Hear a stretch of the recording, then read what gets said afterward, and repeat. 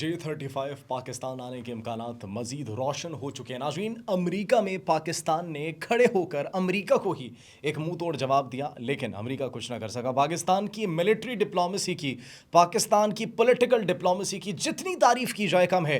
नाज़रीन, बगराम एयरबेस के हवाले से एक बहुत बड़ी डेवलपमेंट है, एक बहुत बड़ी अपडेट है, उससे हवाले भी आपको आगाह करेंगे। और साथ ही साथ नाज़रीन, कनाडा में जितने भी जराइम हैं उसके पीछे कौन मुलव्वस है, भारत की एक और शर्मिंदगी पूरी दुनिया के सामने आया हो चुकी है। और भारत की शर्मिंदगियों का सिलसिला ये जारी हो सारी है। पाकिस्तान की एक सुपर पावर के साथ फौजी मशक़ें भी ज़ोरों शोर से जारी हैं। और नाज़रीन, हैरानी की बात यह है कि पाकिस्तान ने बैक वक्त तीनों सुपर पावर्स को अपने साथ इंगेज किया है। और नाज़रीन, ये तारीख में पहली मर्तबा हो रहा है कि तीनों सुपर पावर्स पाकिस्तान के साथ एक अच्छे और एक बेहतर ताल्लुकात के साथ आगे बढ़ना चाहते हैं। नाज़रीन, इस सब पर आज बात करेंगे। आप सब पर सलामती हो, मुझे जवाद यूसुफ कहते हैं। नाज़रीन, सबसे पहले बात करते हैं बड़ी खबर की। J-35 जिसकी डील तो हो चुकी है, बड़े मुख्तलिफ ज़राए से हमें ये खबरें मौसूल हुई। इस साल के आखिर में या फिर अगले साल के आगाज़ में J-35 इंशाल्लाह पाकिस्तान पहुंच जाएंगे। 5th जनरेशन के स्टेल्थ फाइटर जेट्स। और नाज़रीन, ये खबर जो है मज़ीद तगड़ी और मज़ीद मजबूत इसलिए हो जाती है क्योंकि पाकिस्तान के सदर मुमलिकत आसिफ अली ज़रदारी चीन का दौरा करते हैं। तो चीन के दौरे पर उनको ये दूसरी ब्रीफिंग दी गई। नाज़रीन, वहाँ के दिफाई मराकज़ का दौरा किया, वहाँ के मैन्युफैक्चरिंग प्लांट्स का दौरा किया जहाँ पर मैन्युफैक्चर किए जाते हैं मुख्तलिफ वेपन्स को, फाइटर जेट्स को असेंबल किया जाता है। तो उन तमाम तर दौरों के दौरान नाज़रीन अब ब्रीफिंग दी गई सदर मुमलिकत आसिफ अली ज़रदारी को। दो चीज़ों पर ब्रीफिंग दी गई। एक, सबसे पहले तो ब्रीफिंग दी गई J-35 stealth fighter jet 5th generation के, उस पर ब्रीफिंग दी गई। साथ ही साथ नाज़रीन, अनमैन्ड फाइटर जेट्स के ऊपर ब्रीफिंग दी गई जो कि मुस्तकबिल की जंगों का फैसला करेंगी। ये वो टेक्नोलॉजी है जिसको बगैर इंसान आप चला सकते हैं। इंसान सिर्फ यहाँ पर होगा, मतलब पीछे से ऑपरेट करेगा। और ये वो टेक्नोलॉजी है तो कि दुनिया में आप किसी भी कोने पर भेज सकते हैं। मतलब अब ऐसे जहाज, ऐसे लड़ाका तैयारे तैयार किए जा रहे हैं जिसमें इंसानों का इस्तेमाल ना हो सके। हमने आपको बताया था, अब इलेक्ट्रॉनिक वॉरफेयर की हम बात करें, फाइटर जेट्स की बात करें, ड्रोन्स की बात करें, रॉकेट्स की, मिसाइल्स की बात करें, तो उस तरफ टेक्नोलॉजी शिफ्ट हो रही है जिसमें इंसानों का ज़िया कम हो, इंसानी जानों का इस्तेमाल कम हो और वो बैकएंड पे रह के फ्रंट लाइन पर, फ्रंट फुट पर आए बगैर उस टेक्नोलॉजी का इस्तेमाल करे और दुश्मन को जिस हद तक हो सके नुकसान पहुंचाए और दुश्मन को अंधा और बहरा करने की सलाहियत भी रखते हो। तो वैसी ही टेक्नोलॉजी पर ब्रीफिंग दी गई पाकिस्तान के सदर मुमलिकत आसिफ अली ज़रदारी को। और खुशाइंद बात यह है कि सदर मुमलिकत ने सराहा और J-35 जो कि वो टेक्नोलॉजी जो कि पाकिस्तान बहुत जल्द आने वाली है, 5th जनरेशन का stealth fighter jet along with dual engine और 2200 किलोमीटर की स्पीड इसकी फी आर 2200 किलोमीटर फी घंटे की रफ्तार से ट्रैवल कर सकता है। ऐसा रडार इसके अंदर मौजूद है, दूर से ही डिटेक्ट कर लेता है अगर इसके पास कोई मिसाइल आ रहा हो, कोई फाइटर जेट आ रहा, और उसकी रेंज नाज़रीन 1200 किलोमीटर बताई जाती है। और फिर लॉन्ग रेंज, मीडियम रेंज और शॉर्ट रेंज मिसाइल्स को भी जो है वो ले जाने की सलाहियत रखता है। PL-10 हो, PL-15 हो, PL-17 हो। और साथ ही साथ नाज़रीन फिर इसका नेवल वर्जन भी मौजूद है, एयरक्राफ्ट कैरियर से भी ये परवाज़ बुलंद करने की सलाहियत रखता है। और नाज़रीन, अमेरिकन F-35 के मुकाबले में इसको बड़ा एक ज़बरदस्त फाइटर जेट उसका मुतबादिल कहा जाता है। तो नाज़रीन, चाइना की वो टेक्नोलॉजी पाकिस्तान आने वाली है। ये ब्रीफिंग जो दी गई है सदर मुमलिकत आसिफ अली ज़रदारी को, इससे ये मजीद खबर कंफर्म हो चुकी है, कंफर्मेशन इसकी हो चुकी है। और साथ ही साथ नाज़रीन, सदर मुमलिकत ने J-10 में जो है J-10C में सवारी भी की, उसमें सवार भी हुए और फिर उसकी तारीफ भी की और उसको एक्चुअली सराहा भी। नाज़रीन, अब पाकिस्तान वो मुल्क बन जाएगा, वो मुल्क पाकिस्तान बनने वाला है जिसके पास मुख्तलिफ वर्जन्स के स्टेल्थ फाइटर जेट्स होंगे 5th जनरेशन के। भारत के लिए ये सूरत हाल इंतहाई कशीदा हो चुकी है और उनकी टेंशन्स में मजीद इजाफा हो चुका है। आलमी सतह पर उनको शर्मिंदगियों का सामना तो करना पड़ रहा है, लेकिन साथ ही साथ नाज़रीन, जो भारत की टेक्नोलॉजी, दिफाई टेक्नोलॉजी की बात की जाए तो वो उसमें पाकिस्तान से कई हद तक पीछे रह चुका है। पाकिस्तान के पास एक J-35 बहुत जल्द आ जाएगा। कान हमारा तुर्की के साथ प्रोजेक्ट है, अमेरिका की जानिब से ढील दे दी गई है। इंजन अब वो खुद बनाएंगे, spare parts stealth fighter jets के वो खुद मैन्युफैक्चर करेंगे। जो पाबंदियां उन पर लगाई गई थी उनकी कंपनीज पर, वो ख़त्म होते हुए हमें दिखाई दे रही है। तो अब वो प्रोजेक्ट भी बहुत जल्द कंप्लीट हो जाएगा और फिर सऊदी अरब के साथ भी हमारा अपना मकामी तौर पर तैयार करदा 5th जनरेशन का स्टेल्थ फाइटर जेट प्रोजेक्ट अज़म के तहत वो भी बहुत जल्द तैयार होने वाला है। तो पाकिस्तान के पास 3 मुख्तलिफ वर्जन के स्टेल्थ फाइटर जेट्स नाज़रीन आ जाएंगे। इसके बाद अगर बात की जाए, बड़ी एक और खबर भी हमारे पास ये है जो सामने आई है कि नाज़रीन, पाकिस्तान कुछ दिफाई मशक़े कर रहा है। पाकिस्तान किसके साथ अब दिफाई मशक़े कर रहा है? हमने सुपर पावर का जिक्र किया था, तो that could be China, that could be America and that could be Russia. नाज़रीन, रशिया के साथ پاکستان کی دفاعی مشقیں اس وقت جاری ہیں، اور پاکستان کی جو دفاعی مشقیں یہ پاکستانی آرمی اور اس کے ساتھ روسی آرم فورسز جو ہیں، اسپیشل ان کی جو فورسز ہیں ان کے ساتھ یہ مشقیں ہماری جاری ہیں، اور اس کو نام دیا گیا تھا ناظرین دروزبا 8۔ 15 سے 27 ستمبر تک یہ مشقیں تھیں، اور انسداد دہشت گردی کے خلاف یہ جو ہے وہ مشقوں کا انعقاد کیا گیا۔ اب اس کے اندر مختلف ٹیکنالوجی کو استعمال کرنے پر بات چیت کی گئی، اور صرف بات چیت نہیں کی گئی بلکہ اس کو پریکٹیکلی امپلیمنٹ بھی کیا گیا، اور جس طریقے سے دشمن کا سامنا کرنا ہے اس تمام تر طریقوں سے اور ان تمام تر میتھڈ سے ایکشنز لے کر اور پریکٹسز کر کے ناظرین دفاعی صلاحیتوں کو دونوں ممالک کی مزید مضبوط کیا گیا۔ تقریب میں ناظرین جو ہوئی تھی پاکستان کے vice chief of army staff ہیں وہ موجود تھے، اور ساتھ ہی ساتھ ان کے بھی اہم کمانڈرز موجود تھے۔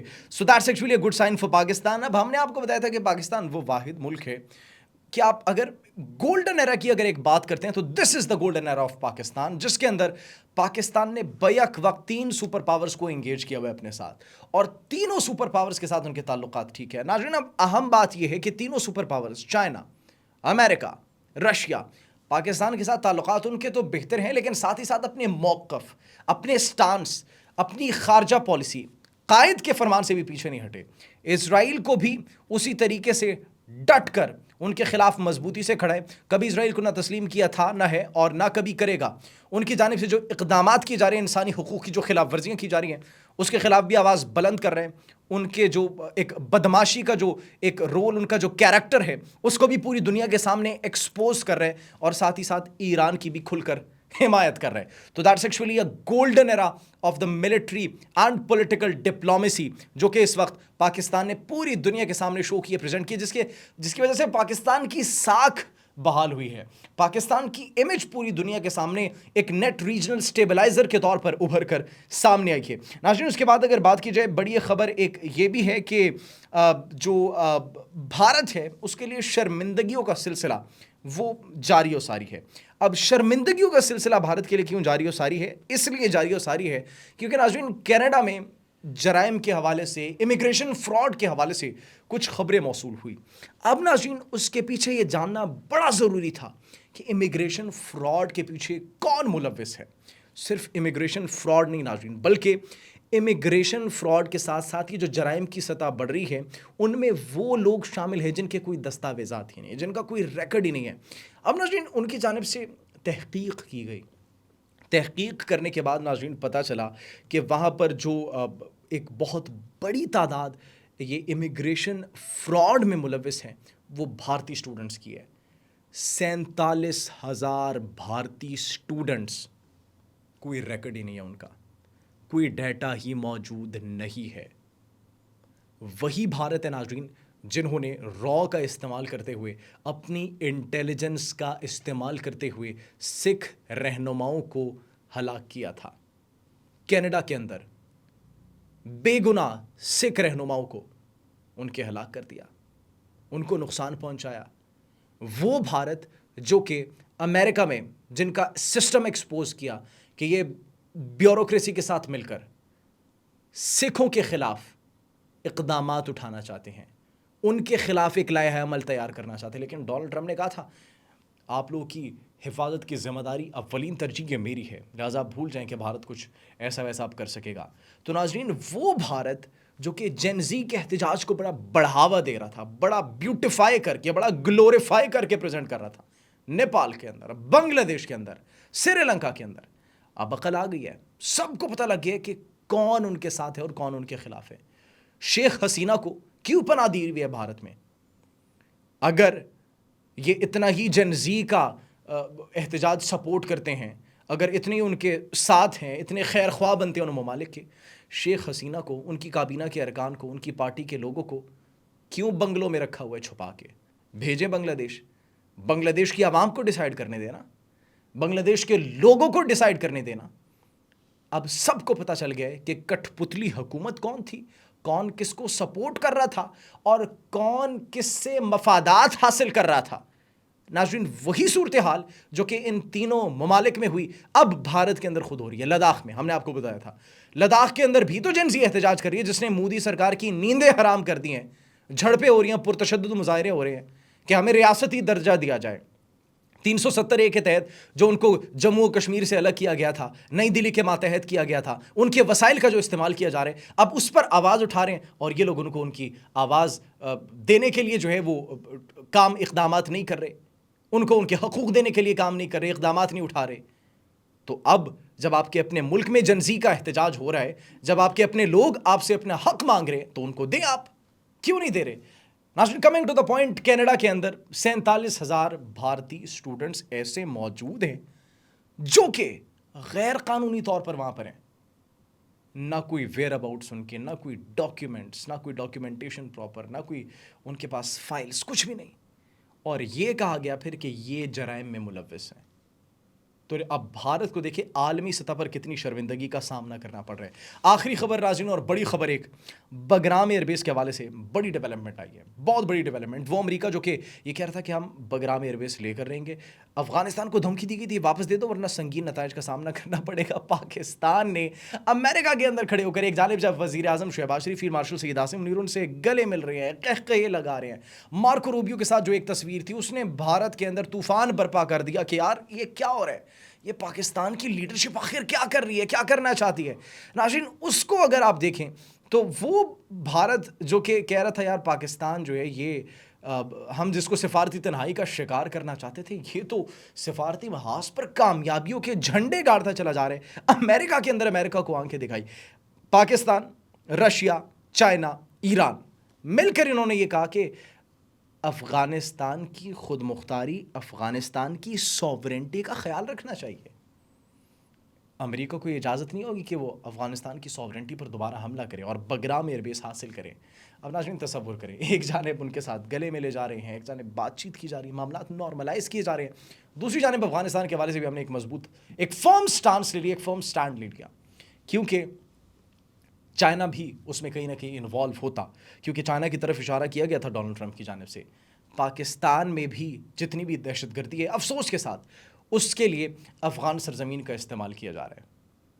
اب امریکہ وہاں پر اگر آ جاتا تو اس کے نتائج ہو سکتے تھے. سینٹرل ایشیا کے ساتھ ان کا تعلق بھی, اور اس کے بعد چائنا جو ان کے لیے آلریڈی ایک خطرہ ہے, ان کی ٹیکنالوجی ان کے لیے خطرہ ہے, اور پھر پاکستان بھی اس بات کو قبول نہ کرتا, ایکسیپٹ نہ کرتا. لہٰذا پاکستان نے بھی ایک مرتبہ پھر سے افغانستان کی سوورنٹی کے ساتھ کھڑے ہونے کا فیصلہ کیا. صرف پاکستان نے نہیں, پاکستان نے افغانستان کے ساتھ, روس نے افغانستان کے ساتھ, چائنا نے افغانستان کے ساتھ, اور ایران نے بھی افغانستان کے ساتھ ان کی سوورنٹی کے لیے کھڑے ہونے کا فیصلہ کیا. اب افغانستان کو دیکھنا چاہیے کہ وہ پاکستان کے خلاف اپنی سرزمین استعمال نہ ہونے دے.